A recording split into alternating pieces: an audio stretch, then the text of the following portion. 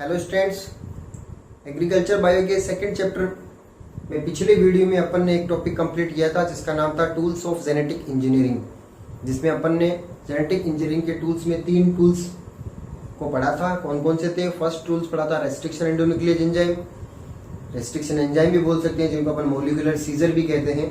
Second पढ़ा था vector, और बिफोर लास्ट वीडियो के अंदर अपन ने डीएनए लाइगेज एंजाइम के बारे में पढ़ा था। डीएनए लाइगेज एंजाइम कौन से थे? ऐसे एंजाइम्स जो वेक्टर डीएनए और डिजायर्ड डीएनए दोनों के फ्रेगमेंट्स को आपस में कनेक्ट करते हैं, ज्वाइन करते हैं, आपस को जोड़ देते हैं, वो होता है डीएनए लाइगेज एंजाइम। यानी रेस्ट्रिक्शन एंजाइम काटते हैं तो डीएनए लाइगेज एंजाइम जोड़ते हैं, यानी कंबाइन करने वाला या ज्वाइन करने वाले। किसको? 2 डीएनए फ्रेगमेंट्स को, या अपन कह सकते हैं 2 डीएनए फ्रेगमेंट्स कौन से? एक तो वेक्टर डीएनए और एक डिजायर्ड डीएनए है। दोनों को आपस में जब कंबाइन जो एंजाइम करता है उसको अपन ने डीएनए लाइगेज एंजाइम कहा था। डिस्कवरी किसने की थी? मार्टिन गैलेट ने की थी 1967 में। किस ऑर्गेनिजम्स में की थी? किससे, यानी किस ऑर्गेनिज्म से इनको सेपरेट किया था? तो नाम आ जाएगा E coli and T4 phase. और इनकी एक्टिविटी के लिए कौन से 2 कोफैक्टर्स की जरूरत होती है? तो NAD+ और ATP, इनकी नेसेसरी होती है, इनकी जरूरत होती है। ये अपन प्रीवियस वीडियो के अंदर पढ़ चुके हैं। आज जो अपन टॉपिक स्टार्ट करने जा रहे हैं उस टॉपिक का नाम है स्टेप्स ऑफ जेनेटिक इंजीनियरिंग। अब देखो, जेनेटिक इंजीनियरिंग की स्टेप्स यानी पूरी मैकेनिज्म जो है ना, जेनेटिक इंजीनियरिंग की मैकेनिज्म, वो किन किन स्टेप्स में स्टेप बाय स्टेप अपन कैसे इसको कंप्लीट करते हैं, यानी ये मैकेनिज्म है ये, उसमें स्टेप बाय स्टेप अपन को पढ़ना है। तो देखो, सबसे पहले अपन मेन टॉपिक अपना जेनेटिक इंजीनियरिंग चल रहा है। जेनेटिक इंजीनियरिंग क्या है उसकी डेफिनेशन की थी, जेनेटिक इंजीनियरिंग के टूल्स पढ़ लिए थे। अब टूल्स पढ़ लिया अपन ने, यानी अपन को वो ये पता लग गया कि यही चीजें अपन को चाहिए, तो वो चीजें अपन को मिल गई है। तो अब काम कैसे किया जाता है, यानी सबसे पहले काम कौन सा होता है, एंड तक काम कैसे किया जाता है। तो ये मैकेनिज्म है जेनेटिक इंजीनियरिंग की मैकेनिज्म, जिनको स्टेप बाय स्टेप्स अपन को स्टडी करनी है। तो जेनेटिक इंजीनियरिंग की जो मैकेनिज्म है उनके स्टेप्स को अपन स्टेप्स में डिवाइड करते हैं। तो मेनली 4 स्टेप्स होते हैं। जेनेटिक इंजीनियरिंग के स्टेप्स जो होते हैं वो 4 होते हैं, जिनको चारों को आपको इसी सीक्वेंस के अंदर याद रखना है। सबसे पहली स्टेप रहेगी सबसे पहली स्टेप हो जाएगी टू ऑब्टेन डिजायर्ड जीन। सबसे पहली स्टेप का नाम है to obtain desired gene. Second हो जाएगी प्रिपरेशन ऑफ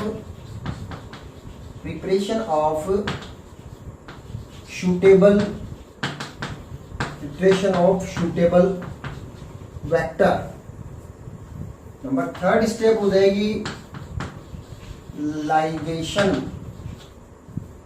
और नंबर 4th स्टेप का नेम है ट्रांसफर एंड मल्टीप्लिकेशन। 4 स्टेप्स है जेनेटिक इंजीनियरिंग की। नंबर 1st स्टेप है to obtain desired gene. Second step है preparation of suitable vector. 3rd step है लाइगेशन एंड 4th स्टेप का नेम है ट्रांसफर एंड मल्टीप्लिकेशन। ये स्टेप्स के नेम है। इन स्टेप्स में काम क्या होता है, कैसे किया जाता है, डायग्राम कैसे बनते हैं, इनके बारे में अपन अब डिस्कशन करेंगे। यानी 4 स्टेप्स के सीक्वेंस वाइज नेम लिखे बने अभी आपको। अब इनको अपन को अलग अलग पढ़ना है। सबसे पहला स्टेप करते हैं to obtain desired gene. Obtain का मतलब क्या होता है? प्राप्त करना। डिजायर्ड जीन यानी अपना इच्छित जीन, यानी बेटर कैरेक्टर्स वाला जीन जो है उसको अपन कैसे प्राप्त कर सकते हैं, उसको अपन कैसे अपने पास ला सकते हैं। तो पहला काम तो ये होगा कि अपन को जेनेटिक इंजीनियरिंग में किया क्या जाता है, कोई भी एक बेटर कैरेक्टर्स वाली जीन जो किसी एक ऑर्गेनिजम्स के बॉडी के अंदर थी उसको उस ऑर्गेनिज्म से निकालना है और अपन को एक ऐसे ऑर्गेनिजम्स में डालना है जिसके अंदर ये नहीं, यानी उसमें अपन को बेटर कैरेक्टर्स लाने हैं। देखो, जेनेटिक इंजीनियरिंग में किया क्या है अपन ने, किसी एक ऑर्गेनिजम्स के कोई बेटर कैरेक्टर वाले जीन को निकाला। Gene means part of DNA या फ्रेगमेंट ऑफ डीएनए। पूरा कंप्लीट डीएनए जो था ना उस ऑर्गेनिज्म में, उसमें से एक टुकड़ा काटा जो बेटर कैरेक्टर्स वाला है, उस फ्रेगमेंट से, यानी उसको डिजायर्ड जीन उसी को बोलते हैं, उस जीन को निकाला और उस जीन को अपन को किसी दूसरे ऑर्गेनिजम्स के अंदर ट्रांसफर करना है। क्योंकि अपन ये चाह रहे हैं कि वो बेटर कैरेक्टर्स उस ऑर्गेनिज्म में भी आए जिसके अंदर ये कैरेक्टर्स नहीं है, क्योंकि जीन रेस्पॉन्सिबल होती है कैरेक्टर्स के लिए, बेटर कैरेक्टर्स जीन्स के थ्रू आएंगे, तो अपन को जीन ट्रांसफर करना है किसी ऑर्गेनिजम्स के अंदर। यही तो जेनेटिक इंजीनियरिंग है। इंजीनियरिंग कर दी ना अपन ने, एक में था बेटर कैरेक्टर, एक में नहीं था, तो वो जीन उसमें भी डाल कर उसको भी बेटर बना दिया अपन ने। तो उसके लिए सबसे पहला काम अपन को, जो अपनी बेटर कैरेक्टर्स वाली जीन है वो तो अपने हाथ में आनी चाहिए ना। तो सबसे पहला काम क्या होगा, to obtain desired gene. Desired gene को अपन कैसे प्राप्त कर सकते हैं, इसके लिए क्या है, इसके लिए अपन को कोई एक बेटर कैरेक्टर्स वाला जो ऑर्गेनिजम्स है, उस ऑर्गेनिजम्स की बॉडी की एक सेल दी जाती है। जैसे अपने पास ये सिंगल सेल हो गई है। अब सेल के अंदर क्या क्या होता है, वैसे तो सेल के बहुत सारे कंपोनेंट होते हैं, मगर सेल के अंदर अपन को एक चीज ध्यान रखनी है कि न्यूक्लियस तो होता ही है, सेंटर में न्यूक्लियस। और न्यूक्लियस के अंदर क्या है, न्यूक्लियस के अंदर है डीएनए। न्यूक्लियस के अंदर डीएनए पाया जाता है। इस डीएनए में जो है वो डिजायर्ड जीन, यानी इसी में तो एक छोटा सा टुकड़ा है जो डिजायर्ड जीन है। तो इसको, इस डीएनए को बाहर निकालना पड़ेगा सबसे पहले अपन को। डीएनए को बाहर निकालने के लिए अपन को इस सेल को पूरी को तोड़ना पड़ेगा। तो इस सेल को डिग्रेड करना पड़ेगा सबसे पहले। वेरियस टाइप के एंजाइम होते हैं, उन एंजाइमों से ट्रीट करेंगे तो ये सेल वॉल टूट जाएगी बाहर से, और इस प्रकार से अपन इसका डीएनए जो होते हैं ना वो बाहर निकाल सकते हैं। यानी ये डीएनए जो है इसका अपन ने बाहर निकाल दिया है। अब अपन को कंप्लीट डीएनए नहीं चाहिए, अपन को इसमें एक छोटा सा फ्रेगमेंट चाहिए, यानी ये वाला टुकड़ा। ये डिजायर्ड जीन है अपनी, ऐसे मान सकते हैं ये वाला। तो इस वाले फ्रेगमेंट्स को काटने के लिए अपन क्या करेंगे, कट करना पड़ेगा अलग करने के लिए। और कटिंग करने वाला एंजाइम कौन सा होता है, मॉलिक्यूलर सीजर कौन सा है, रेस्ट्रिक्शन एंडोन्यूक्लियेज एंजाइम। तो इस पूरे डीएनए को अपन क्या करेंगे, किसी भी रेस्ट्रिक्शन एंडोन्यूक्लियेज एंजाइम से ट्रीटमेंट कर देंगे, इसका डाइजेस्ट कर देंगे। रेस्ट्रिक्शन एंडोन्यूक्लियेज इसको डाइजेस्ट कर देंगे। तो ये एंजाइम क्या कर देगा, इस कंप्लीट डीएनए को ऐसे छोटे छोटे फ्रेगमेंट्स के अंदर कट कर देगा। ऐसे छोटे छोटे फ्रेगमेंट्स बन जाएंगे, टुकड़े हो जाएंगे, इसके जगह जगह से काट देगा। ये एंजाइम कहां से काटेगा, जहां पर इसकी रिकॉम्बिनेशन साइट मिलेगी ना वहां से ये काट देगा। और इनमें से एक फ्रेगमेंट ऐसा है जो अपना डिजायर्ड जीन वाला है, यानी ये वाला टुकड़ा पकड़ लिया अपन ने। ये वाला है अपना वो फ्रेगमेंट जो डिजायर्ड जीन है अपनी, अपन को चाहिए ये बाकी के सभी टुकड़े नहीं चाहिए, ये एक वाला चाहिए, ये अपन को चाहिए। तो इस प्रकार से अपन इस वाले फ्रेगमेंट्स को अलग कर सकते हैं। ये हो गई अपनी डिजायर्ड जीन। ठीक है, तो अपन ने क्या कर लिया, डिजायर्ड जीन को सेपरेट कर लिया, ऑब्टेन कर लिया, मिल गई अपन को जीन। ये पहला काम हो गया, पहला step to obtain desired gene के अंदर पहला काम अपन ने ये कर दिया है। अब उसके बाद में अगला स्टेप क्या है, अगला स्टेप क्या कह रहा है, अगला स्टेप है प्रिपरेशन ऑफ सूटेबल वेक्टर। अब ये जो डिजायर्ड जीन अपन ने बाहर निकाली है, इसको किसके साथ में जोड़ना है, इसको वेक्टर डीएनए के साथ में जोड़ना पड़ेगा। पहले वेक्टर डीएनए के साथ में क्यों जोड़ेंगे, क्योंकि वेक्टर का काम क्या है, एक तो जीन की क्लोनिंग कर देना। अपने पास जो अभी तक एक ही जीन थी ना, उसकी अपन को मल्टीपल कॉपी चाहिए, एक नहीं अपन को हजारों जीन चाहिए। तो उसको वेक्टर डीएनए में जोड़ करके उसकी बहुत सारी कॉपीज तैयार कर सकते हैं, और इस प्रोसेस को अपन जीन क्लोनिंग भी कह सकते हैं। जीन की क्लोनिंग करना यानी मल्टीपल कॉपीज तैयार करना, और किसी दूसरे ऑर्गेनिज्म की बॉडी में ले जाने के लिए भी वेक्टर की जरूरी होती है अपन को। तो दोनों ही काम के अंदर वेक्टर चाहिए। तो इस जीन को अपन को पहले वेक्टर से जोड़ना पड़ेगा। अब अपन को वेक्टर डीएनए चाहिए। Vector DNA means plasmid DNA. Plasmid तो क्या था अपन ने, बैक्टीरिया में पाए जाने वाला वेक्टर का नाम क्या था, plasmid DNA.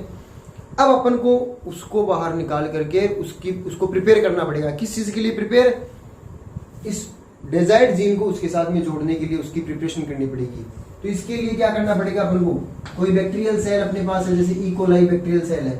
E coli bacterial cell के अंदर मैन क्रोमोसोम होता ही है, मैन डीएनए है। इसके अलावा एक्स्ट्रा कॉपी ऑफ डीएनए एक और पाया जाता है ना, ये सर्कुलर एक डीएनए और पाया जाता है। इसी को तो प्लाज्मिड वेक्टर डीएनए कहा था। ये प्लाज्मिड डीएनए यानी वेक्टर है ये।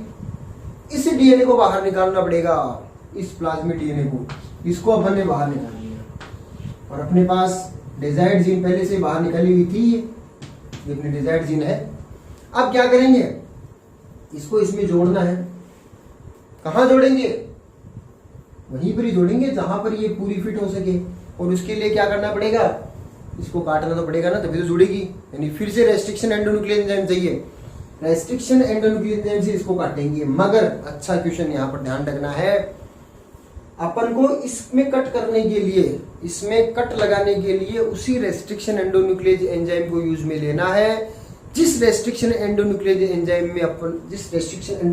को अपन ने फर्स्ट स्टेप के अंदर डिजायर्ड जीन को सेपरेट करने में या आइसोलेट करने में काम में लिया था, क्योंकि अपन ने डिजायर्ड जीन को अलग करने के लिए भी तो एक रेस्ट्रिक्शन एंडोन्यूक्लियस एंजाइम से कंप्लीट डीएनए को काटा था।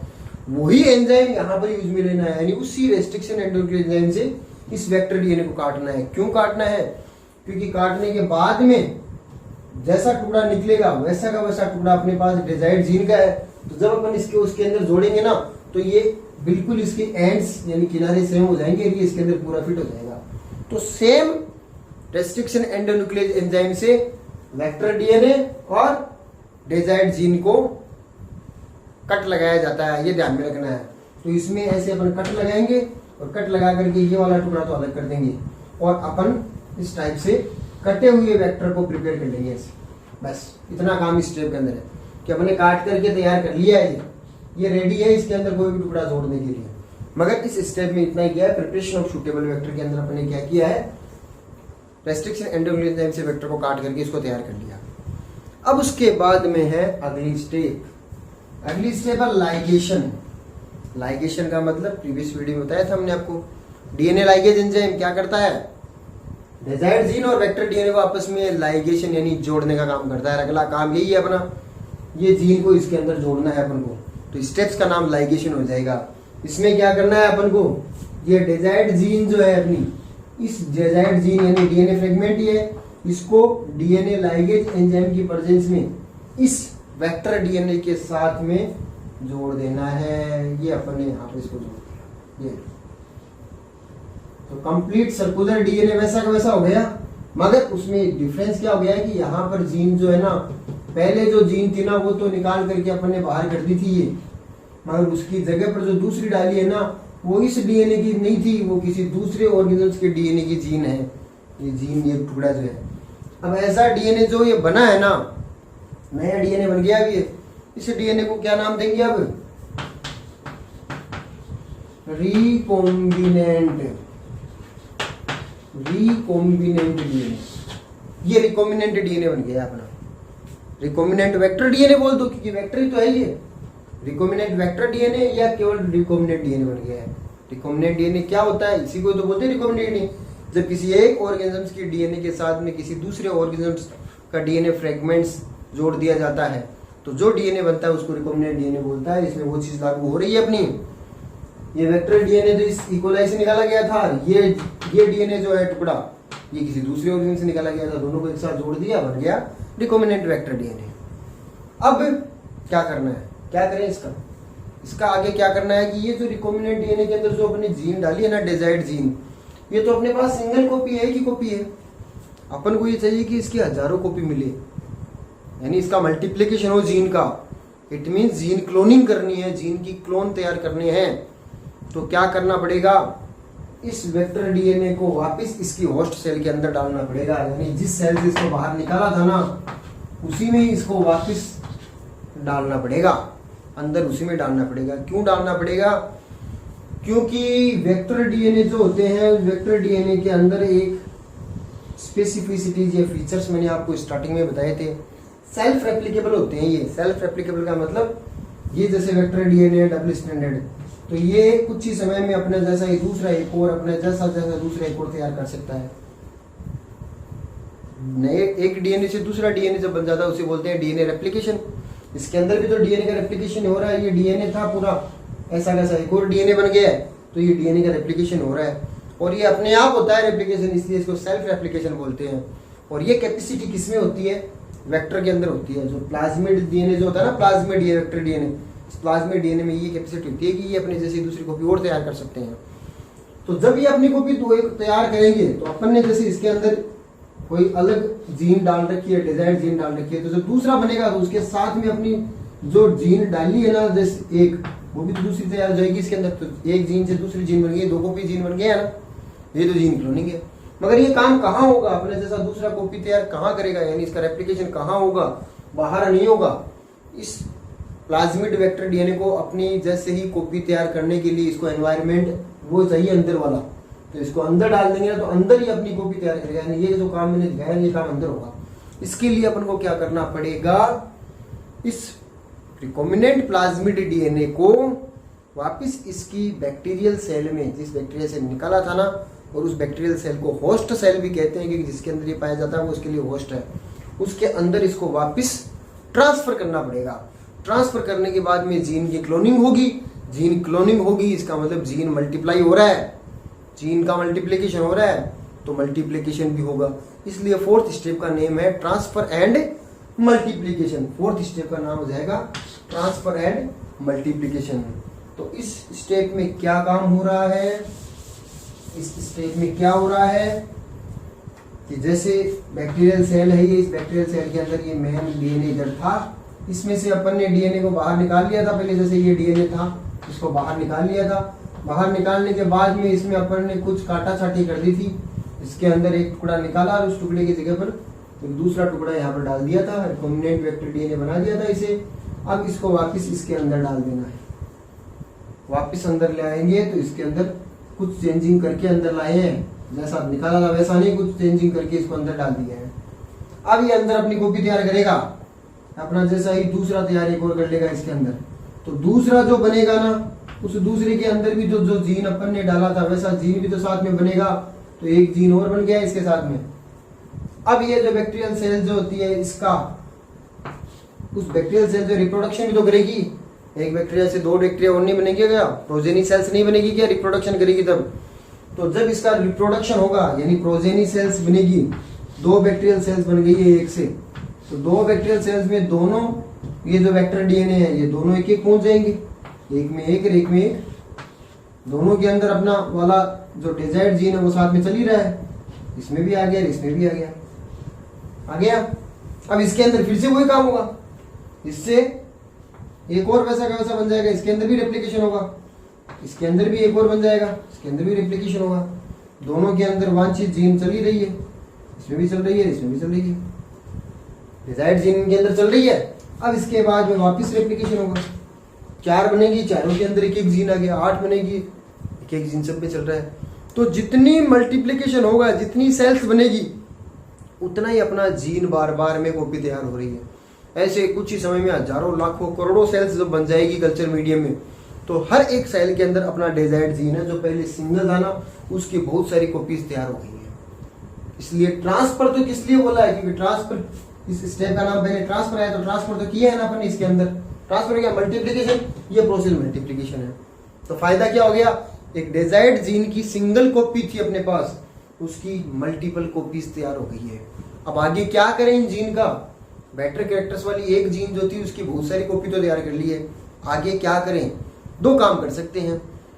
ये जीन जो होती है किसी न किसी प्रोटीन को आगे चल करके बनाएगी। भाई जीन क्या करती है, कोई भी कोई प्रोडक्ट के लिए तो रेस्पॉन्सिबल है, कोई बेटर प्रोडक्ट बनाएगी कोई भी जीन है। जैसे आपको मैंने स्टार्टिंग में बताया था कि इंसुलिन बनाने वाली जीन है, तो वो इंसुलिन बनाएगी। एक जीन थोड़ी सी इंसुलिन बना रही थी, बहुत सारी जीन बहुत सारी इंसुलिन बनाएगी। तो कॉमर्शियल पर्पज पर इन जीन से जो डिजायर्ड प्रोडक्ट अपन को मिलना चाहिए, या तो अपन डायरेक्टली कॉमर्शियल पर्पज पर इन जीन को कल्चर कराते जाते हैं, उनसे जो अपना प्रोडक्ट डिजायर्ड प्रोडक्ट मिलता है उस प्रोडक्ट को अपन प्राप्त करते जाते हैं, या तो इन जीन्स को वैसे काम मिले तो डायरेक्ट, या अपन क्या कर सकते हैं, ये डिजायर्ड जीन जो है ना, इन डिजायर्ड जीन्स को यहाँ से कट करके वापस बाहर निकाल लो और इनको डायरेक्टली किसी भी ऑर्गेनिजम्स की बॉडी में ट्रांसफर कर दो, डायरेक्ट ट्रांसफर कर दो किसी भी ऑर्गेनिज्म मतलब किसी प्लांट सेल में कर दो या एनिमल्स के अंदर कर दो। और ऐसे प्लांट्स या एनिमल्स यानी ऐसे ऑर्गेनिजम्स कहलाएंगे ट्रांसजेनिक एनिमल। ट्रांसजेनिक एनिमल एक बड़ा टॉपिक इस चैप्टर में अपन वैसे भी पढ़ेंगे। ट्रांसजेनिक एनिमल या ऑर्गेनिजम्स कौन से होते हैं, ऐसे ऑर्गेनिज्म जिनकी बॉडी में किसी फॉरेन जीन को ट्रांसफर कर दिया गया है। फॉरेन जीन यानी ऐसा जीन जो उनकी बॉडी में नहीं था, किसी दूसरे जीव ऑर्गेनिज्म से निकाला गया है मगर उनके अंदर डाल दिया गया है, किस लिए, कोई ना कोई बेटर कैरेक्टर्स को जनरेट करने के लिए। तो ऐसे ऑर्गेनिज्म जिनके अंदर कोई फॉरेन जीन या किसी दूसरे ऑर्गेनिज्म के जीन को ट्रांसफर कर दिया गया है, उन्हें बोलेंगे ट्रांसजेनिक ऑर्गेनिज्म। ऐसे प्लांट्स तैयार करते हैं तो वो ट्रांसजेनिक प्लांट्स हो गए हैं, और ऐसे एनिमल्स अगर तैयार करते हैं तो वो ट्रांसजेनिक एनिमल्स कहलाते हैं। तो ये जो जीन अपन ने मल्टीपल जीन जो तैयार किए उनके 2 काम हो गए हैं, या तो कॉमर्शियल पर्पज पर इनसे डिजायर्ड प्रोडक्ट को प्राप्त करते जाओ, या इन जीन को डायरेक्टली किसी प्लांट या एनिमल की बॉडी में ट्रांसफर करके ट्रांसजेनिक एनिमल्स या प्लांट्स का फॉर्मेशन कर लो, जो आगे चल करके अपन को डिजायर्ड कैरेक्टर्स को प्रोड्यूस करने के अंदर काम आएंगे। तो ये अपना एक टॉपिक पूरा होता है स्टेप्स ऑफ जेनेटिक इंजीनियरिंग, जिसमें 4 स्टेप्स मैंने आपको बताई है। 4 के अंदर कैसे कैसे डायग्रामेटिकली काम कैसे होता है वो सब बताए हैं। अगले वीडियो के अंदर अपन इस टॉपिक को थोड़ा सा फिर पढ़ेंगे, क्योंकि चारों स्टेप्स में तो 4 छोटे छोटे डायग्राम बना के बताए, ऐसा नहीं है इसके अंदर। ये सभी डायग्राम्स आपस के अंदर कंबाइन होंगे, इनका एक सिंगल डायग्राम बनाएंगे अपन। पूरा काम चारों स्टेप्स में जो काम हो रहा था ना, इसको एक ही डायग्राम के अंदर कंप्रेस कर देंगे। उसका एक बड़ा डायग्राम अपन अगले वीडियो के अंदर बनाएंगे और उसके बाद में नेक्स्ट वीडियो स्टार्ट करेंगे। Thank you.